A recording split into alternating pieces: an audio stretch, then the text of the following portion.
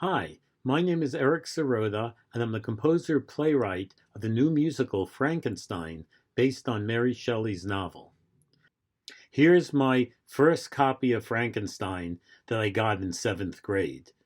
In 1981, my mother took me to a play based on Frankenstein on Broadway, which famously closed on opening night. I was in my first year of grad school pursuing a PhD in physics at Harvard, and being far from home and far from the girl I loved, like Victor Frankenstein, the story spoke to me both intellectually and emotionally. I then decided to write a musical based on Frankenstein. People might think that doing physics is hard. Well, I can tell you that writing book music and lyrics for a musical and developing a musical is much harder. I set out to write a musical at that time. That was 1981.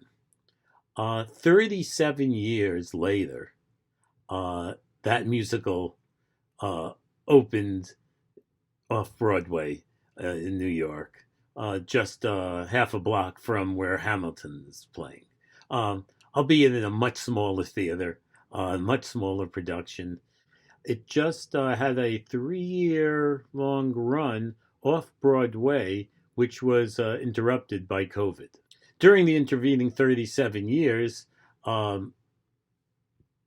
did other things besides write musical theater, but I returned to it more seriously about 10 years ago and started developing the work. It was at the New York Music Theater Festival as a reading, and then we were ready for the production. The story is basically Mary Shelley's story. It's not a comedy. It's not a parody. There is no Igor. It is basically Mary Shelley's Frankenstein, and everyone dies at the end. My musical is not exactly Mary Shelley's novel, because the novel is structured as a novel, and I needed to write a work structured as a contemporary work of musical theater. And so it needed to be adapted in some way. And then the questions are, well, what was the theme? What was the story I was going to tell?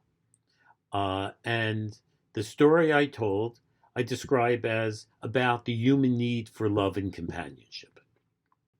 For those who have read the novel and see the show, you'll notice that Walton, the ship captain, is missing. Walton was used to frame the novel as he's narrating the story. But I saw no need to have that as the framing device for the play. And so, as I often say, you, the audience, are Walton. The story of Frankenstein? Well, having lost his mother at a young age, Victor Frankenstein seeks to end human mortality and arrogantly enters territory beyond his control. While he enjoys unconditional love from Elizabeth, he grants none to his creation.